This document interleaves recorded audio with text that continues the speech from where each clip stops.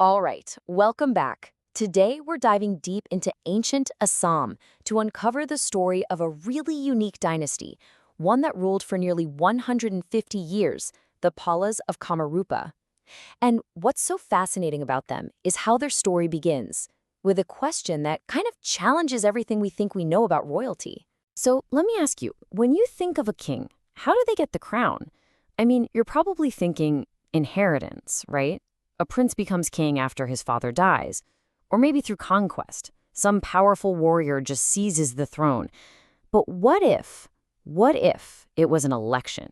Yep, you heard that right. The Pala Dynasty of Kamarupa actually kicked things off with an elected ruler. And what's so wild is that they weren't even the only ones doing it. Their more famous neighbors, the Palas of Bengal, also started with an elected king. So you've got two different kingdoms, two different religions, one Buddhist, the other Hindu, both founded on the same pretty radical idea, a king who's chosen by the people. So, how did this whole elected kingdom come to be? What were their biggest moments? And, what eventually led to their downfall? We're going to cover the whole story, from how they started to their rise, their fall, and what they left behind. Okay, so let's jump right back to the beginning. Picture this. The kingdom is in a tough spot and needs a leader. But instead of a bloody war or just waiting for the next heir, they make a collective choice. A choice to find someone who could protect the realm. And their name tells you everything you need to know about their mission. Pala, or Palaka, literally means protector. This wasn't just a family name, it was a job description. Their whole purpose was to safeguard the kingdom, a mandate given to them right from the start. And the man they chose for the job? His name was Brahmapala. Around the year 990 AD, he became the very first elected ruler of this new dynasty. Now, he wasn't just some random guy. He had royal blood, being a descendant of the earlier Salasthambha dynasty, so that gave him some serious street cred. And from his capital at Harupeshwar, he laid the groundwork for everything that was about to happen. Having a good start is one thing, but building a powerful kingdom, that's a whole different ballgame. So now let's look at how the next generation took that initial election and started to forge a real powerhouse through military might and smart politics. Brahmapala's successor, a guy named Ratnapala, was an absolute beast. He wasn't just content to sit on the throne, he was an expander. He actually defeated the king of Gauda over in Bengal. And to make sure everybody knew it, he took on this epic title, Parameshwar Parmavataraka Maharaja Dhiraja, which is a mouthful, but it basically means Great King of Kings. This was a massive statement to the world about the dynasty's ambition and strength. And as the kingdom grew, its center of power shifted. It all started in Harapeshwar, but then Ratnapala moved it and built a new, fortified capital at Sri Durjaya.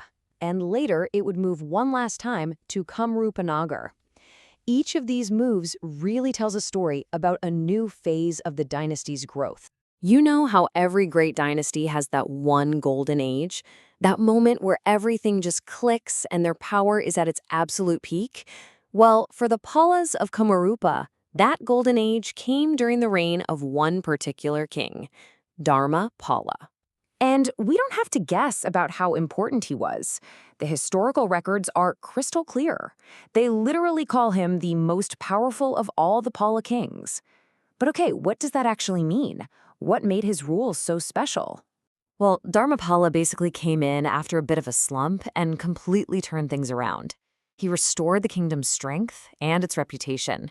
He's the one who moved the capital to its final spot, Kamrupanagar. And his reign is also tied to a huge cultural achievement, the writing of the Kalika Puran, a really important Hindu text. He was a restorer, a builder, a patron of culture. I mean, the guy was the whole package. But, as history always seems to teach us, golden ages don't last forever. What goes up must come down.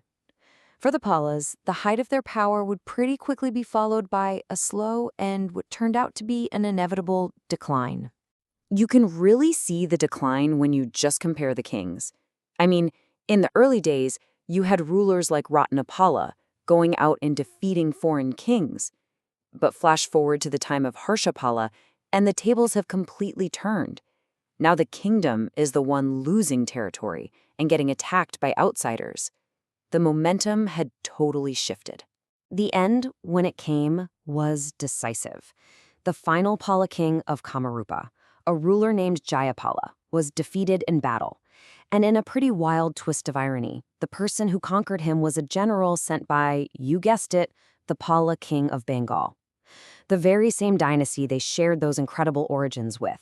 We actually know the details of this final takeover from a text called the Ramacharita.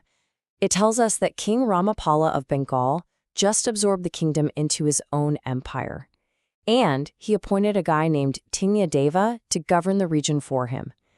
Just like that, the independent rule of the Palas of Kamarupa was over. So what's left behind when a kingdom falls? For the Palas, their political power might have vanished, but they left a real mark on the region's history.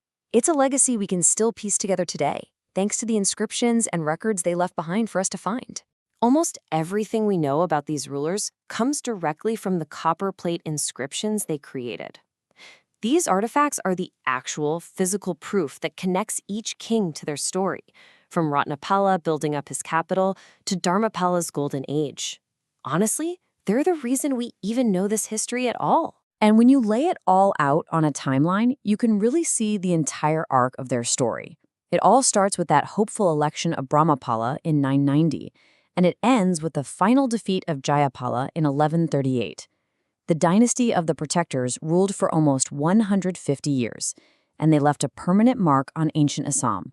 But the end of one story is always the beginning of a new one, isn't it?